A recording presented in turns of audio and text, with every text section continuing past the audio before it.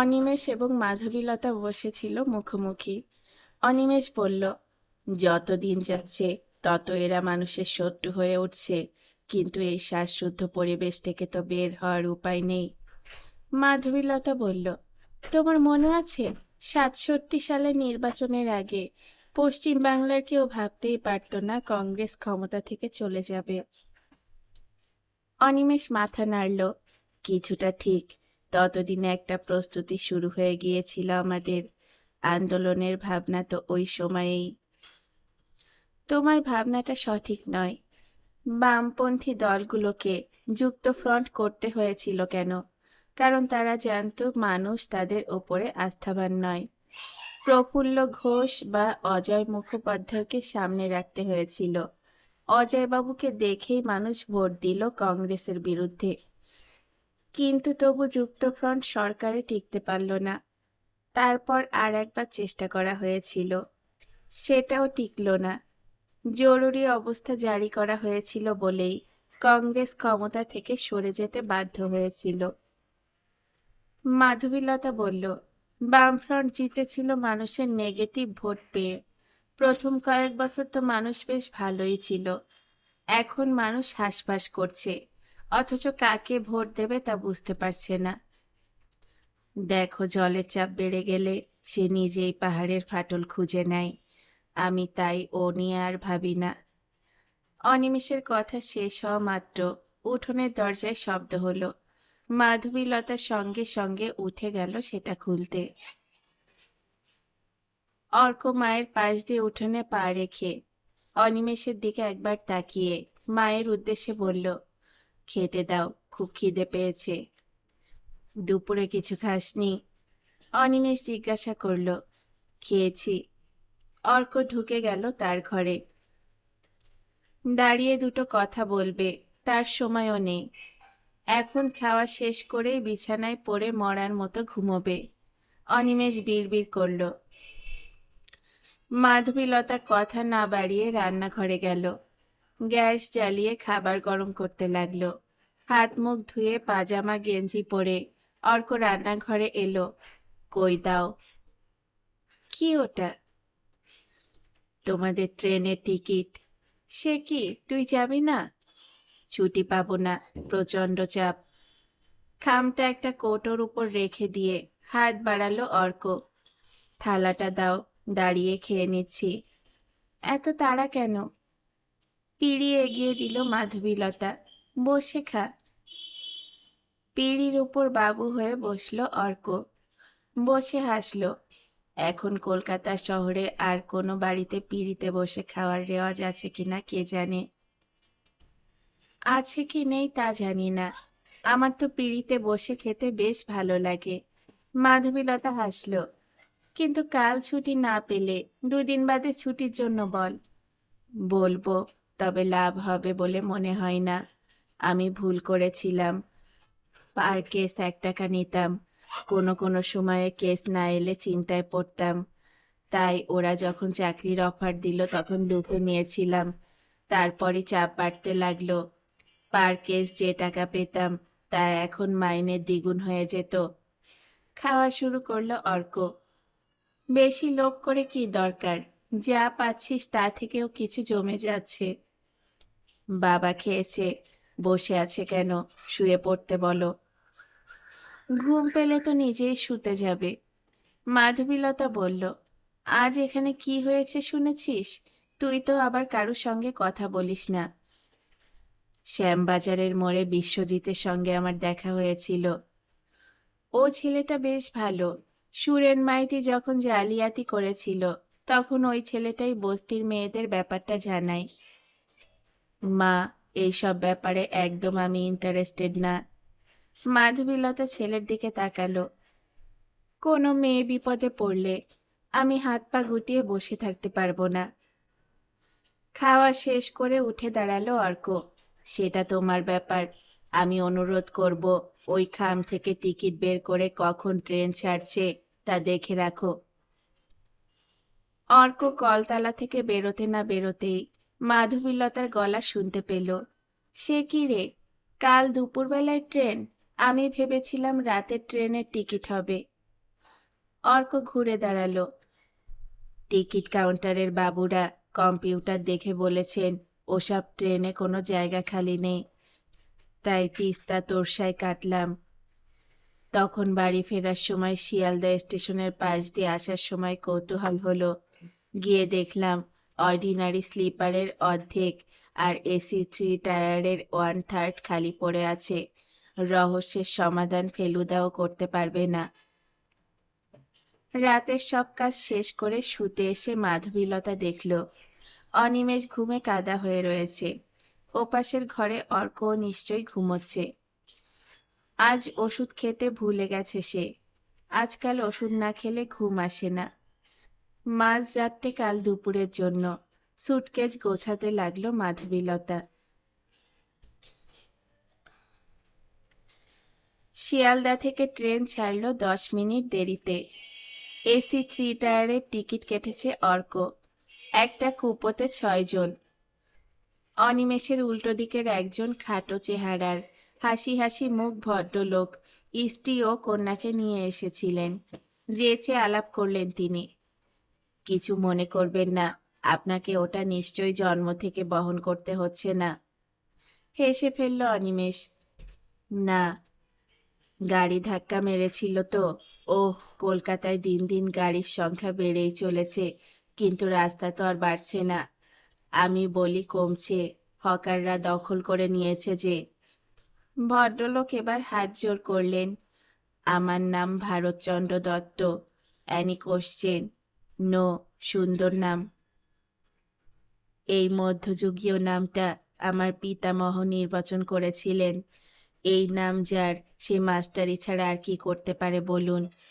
স্কুলে দুপুরটা কেটেছে, সকাল বিকেল সন্ধে প্রাইভেট টিউশনি।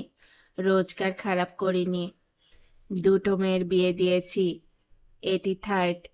ভারতচন্দ্র চোখের ইশারায় মেয়েকে দেখালেন। মেয়ে সঙ্গে সঙ্গে মায়ের হাত আঁকড়ে ধরল। মা বললেন, তোমার মুশকিল কি জানো? কেউ শুনতে চাইছে কিনা তা জানার আগেই ব্যক্তিগত কথা বলতে আরম্ভ করা। মাস্টারি করার অভ্যেস। হাসলেন ভারতচন্দ্র। টিকিট কবে কেটেছেন? মাধবীলতা জবাব দিল, ছেলে কেটে দিয়েছে। বুদ্ধিমান ছেলে। অনিমেষ হাসল। কিসে বুঝলেন? এসি 3 টায়ারে টিকিট করেছে, 2 টায়ারে করেনি। বেশি ভাড়া দিতে হলো না তাই। দূর, এসি 2তে একটা কুপোতে 4 জন। ট্রেন ছাড়লেই 2জন মদ্যপান শুরু করেন। পর্দা টানা থাকে। একবার আমি আর আমার ওয়াইফ এসি 2 টায়ারে যাচ্ছিলাম। কি বলবো মশাই, ছেলের বয়সী ছোড়াগুলো বোতলে বাড়ি থেকেই জলে সাদা মদ মিশিয়ে নিয়ে এসেছে। দেখলে ধরতে পারবেন না, ভাববেন জল খাচ্ছে। আমাকেই অফার করেছিল। ভারতচন্দ্র বললেন, স্বাদ নিলেন? জিজ্ঞাসা করল অনিমেষ। নো, জীবনে খাইনি তো। তবে আই ওয়াজ টেম্পটেড। তারপর থেকে আর এসি 2 টায়ারে যায় না। ওই যা, আপনার নামই জানা হলো না। অনিমেষ মিত্র। ছেলে কি করে? হেলথ অ্যান্ড কেয়ারে চাকরি করে। ম্যারেড। আপনার ছেলে যখন তখন। ভারতচন্দ্র শেষ করলেন না। মাধবীলতা বলল, দেখো তো চা পাওয়া যায় কিনা। এই চা খাবে? অনিমেষ উঠে দাঁড়ালো। ভালো চা কোথায় পাবে? দেখি। দরজা টেনে বাইরে এসে স্বস্তি পেল অনিমেষ। ভাগ্যিস মাধবীলতা কথা ঘুরিয়ে দিল। এই লোকটার সঙ্গে কাল ভোর পর্যন্ত থাকতে হবে। খানিক বাদে ফিরে এসে অনিমেষ দেখল কামরায় বসেই মাধবীলতা একটা চাওয়ালাকে পাকড়েছে। তুমি খাবে? না। অনিমেষ জানালার পাশের খালি জায়গাটায় বসল। আপনারা? ভারতচন্দ্রের স্ত্রী বললেন, আপনি নিন, আমরা নিচ্ছি। আমার তো নেওয়া হয়ে গিয়েছে। ভদ্রমহিলা স্বামীকে বললেন, এই যে শুনছো? আমি আবার কি শুনবো? উনি অফার করেছেন, তুমি একসেপ্ট করবে কিনা সেটা তুমি ঠিক করো। দাও ভাই, আমাকে 1 কাপ দাও। ভদ্রমহিলা এবং তাদের মেয়ে চা খেলো না। 2টোর দাম দিয়ে দিল মাধবীলতা। ছেলেটা প্রথমে 6 টাকা কাপ চেয়েছিল, তারপর কি মনে হতে বলল, ঠিক আছে 5 টাকা করেই দিন। বাইরে বেরোলে বুঝতে পারা যায় জিনিসপত্রের দাম আর কোনো সীমায় আটকে থাকছে না। ট্রেনটা চলছিল মাঠ পেরিয়ে। মাঠে এখন শস্য নেই। ঘষা কাচের মধ্য দিয়ে যে ছবিটা দেখা যাচ্ছে তা অনেকটাই অস্পষ্ট। এই যে মাঠ, গ্রাম পঞ্চায়েত, এগুলোর সঙ্গে বামফ্রন্ট একসময় আন্তরিকভাবে জড়িয়েছিল। থাকলে এতগুলো বছর ধরে ওরা ক্ষমতায় থাকতে পারত না। এখন একটা শতাব্দীর শেষ, আরেকটা শুরু। ক্ষমতায় আসার পর বামফ্রন্ট 4-4টে নির্বাচনের মুখোমুখি হয়েছে। বিরোধীরা বলেছেন গত দুটো নির্বাচনে বামফ্রন্টের ক্যাডাররা গায়ের জোরে ভোট করেছে। তাহলে স্বীকার করতে হয় প্রথম দুটো নির্বাচন ওই 10 বছর বামফ্রন্টের বিরুদ্ধে মানুষের আজকের অভিযোগ তৈরি হয়নি। তাছাড়া গত দুই নির্বাচনে যদি ক্যাডাররা গায়ের জোরে ভোট দিয়ে থাকে, অন্যকে ভোট দিতে না দেয়, তাহলে তাদের সংখ্যা কত? খুব বেশি হলে 15 থেকে 20 ভাগ। ওইভাবে ভোট না করলেও বামফ্রন্ট স্বাচ্ছন্দ্যে জিতে যেত। একটা সময় কবে আসবে যখন গালাগালি দিতে গিয়ে মানুষ বামফ্রন্টের 77 সালের সরকারকেও কাঠগড়ায় তুলবে? খারাপ অনুভূতি আর খুব দ্রুত ভাবা স্মৃতিকে নষ্ট করে দেয়। এসব নিয়ে ভাবার কোনো মানে নেই জেনেও ভাবনাগুলো আপনি থেকে চলে আসে। সংসদীয় রাজনীতিতে এখন না মেনে উপায় নেই, কিন্তু ভারতবর্ষে কোনো নাগরিক ভোট না দিয়ে রাজনীতি থেকে দূরে সরে গিয়ে দিব্যি থাকতে পারে? হঠাৎ কানে এলো, এই যে স্যার, চলবে? মুখ ফিরিয়ে তাকালো অনিমেষ। ভারতচন্দ্র তার সামনে একটা স্টিলের বাটি ধরে আছে, যাতে কয়েকটা পাটিসাপটা পড়ে আছে। ভারতচন্দ্রের হাসি আরো বিস্তৃত হলো। অসময়ের পাটিসাপটা বলে অবহেলা করবেন না, নেবেন? অনিমেষ অস্বস্তি নিয়ে মাধবীলতার দিকে তাকালো। মাধবীলতা বলল, ওর মিষ্টি খাওয়া বারণ। ওহো, তাহলে তো বেঁচে থাকার অর্ধেক আনন্দ থেকে আপনি বঞ্চিত। যা বলেছেন। বাটির ঢাকনা বন্ধ করে স্ত্রীর হাতে তুলে দিলেন ভদ্রলোক। কিছুক্ষণ ট্রেনের দুলুনি উপভোগ করার পরে ভারতচন্দ্র জিজ্ঞাসা করলেন, ছেলের সঙ্গে তো কথাবার্তা হলো না, সঙ্গে মোবাইল নেই? আছে, ভুল করে সুটকেসে রেখেছিলাম, ওখানে গিয়ে বের করব। কি দরকার, নাম্বারটা বলুন। আমার মেয়ে আবার মোবাইলের ব্যাপারটা ভালো বোঝে। হ্যাঁ রে, মোবাইলটা ধরে দে তো। ভারতচন্দ্র মেয়েকে বললেন। মাধবীলতা হাত নাড়ল। না না, তোমাকে একটুও কষ্ট করতে হবে না। আমার ছেলের এখন কাজের সময়, ও কিছুতেই ফোন ধরবে না। Serious type? ভালো ভালো। আপনারা পৌঁছাবেন ভোরবেলায়? হ্যাঁ। জলপাইগুড়ি থেকে আলিপুরদুয়ার এমন কোনো দূরত্ব নয়। চলে আসুন বেড়াতে বেড়াতে, কি বলেন? মহিলা হাসি মুখে মাথা নাড়লেন। অনিমেষ চোখ বন্ধ করল। যারা অকারণে বেশি কথা বলে, অপরিচিতর সঙ্গে কয়েক মিনিটের মধ্যেই ঘনিষ্ঠজনের মতো ব্যবহার শুরু করে, তারা সোজা সরল কিংবা ভয়ঙ্কর ধান্দাবাজ হয়। এরকম আচরণ করার সময় নিশ্চয়ই টের পায় না যে আশেপাশের মানুষ তাকে সন্দেহ করতে শুরু করেছে। যেহেতু এর সঙ্গে স্ত্রী ও কন্যা আছেন, সন্দেহটা একটা জায়গা অবধি গিয়ে আটকে যাবে। এই সময় মাধবীলতা এসে বলল, এসি কামরায় আমার দম বন্ধ হয়ে আসে, জানালা খোলা যাচ্ছে না। বাইরের পৃথিবীটা দেখো, এর মধ্যেই ঝাপসা হয়ে গেল। গায়ে ধুলোবালি লাগছে না, সেটা ভাবো। অনিমেষ বলল। ট্রেনটা চলছে দুলতে দুলতে। সন্ধ্যার অন্ধকারে কামরার আলোগুলো তেমন উজ্জ্বল নয়। ভারতচন্দ্রবাবু হঠাৎ নিঃশব্দে উঠে গেলেন কামরার বাইরের টয়লেটের দিকে। মিনিট 5 পরে অনিমেষের নজর পড়ল ভদ্রলোক দূরে দাঁড়িয়ে হাতের ইশারায় কাকে ডাকছেন। আসছি বলে ক্রাশ নিয়ে অনিমেষ উঠে দাঁড়াতেই ভদ্রলোক চোখের আড়ালে চলে গেলেন। শক্ত দরজা ঠেলে বাইরে আসতেই ভারতচন্দ্র বললেন, এই দেখুন, এখানে নোটিশে টাঙ্গিয়েছে, ধূমপান করলে এত টাকা ফাইন দিতে হবে। ঠিক কথা, মানছি। প্রশ্ন হলো, একবার ধূমপান করলে যে অপরাধ, 3বার করলেও তো তাই। ফাইন কি 3 গুণ হয়ে যাবে? সমস্যায় আছেন ভদ্রলোক, বোধহয় একবার দিলেই হবে। গুড। ওখানে ধূমপানের কথা লেখা হয়েছে। কী ধরনের ধূম?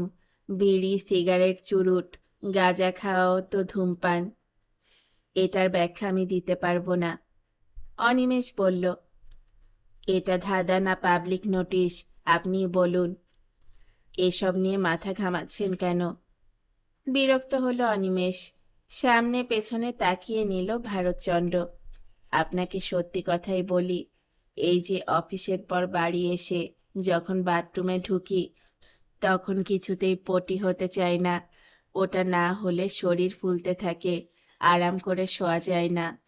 তখন সবে অফিসে ঢুকছি, এক সহকর্মী বলল, ও কিছু না, একটু নেশার ছোঁয়া লাগলে পটি পেট ছেড়ে বেরোবার পথ পাবে না। বাস, অভ্যেস হয়ে গেল। সিগারেট থেকে সিকি ইঞ্চি তামাক বের করে সেই জায়গায় গাঁজা পুড়ে দেই। কয়েকটা টানেই পুড়ে যায়, কিন্তু এখানে খেলে কিন্তু জেল হতে পারে। সর্বনাশ, জেলের কথা অবশ্য এখানে লেখা নেই।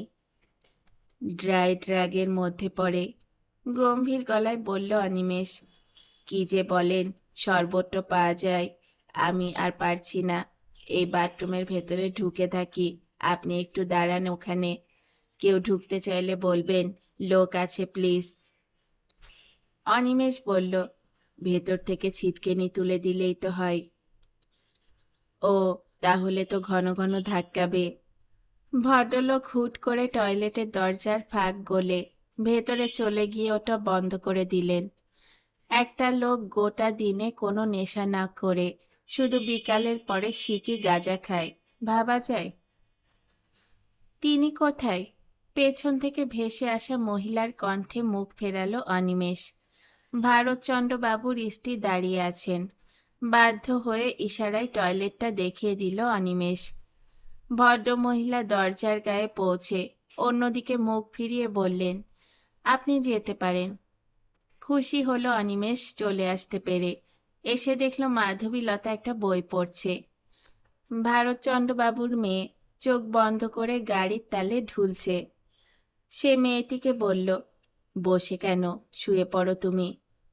মেয়েটা মাথা নেড়ে সোজা হয়ে দাঁড়ালো। ওদিকে সব বাথরুম কি বন্ধ? না, যেতে পারো।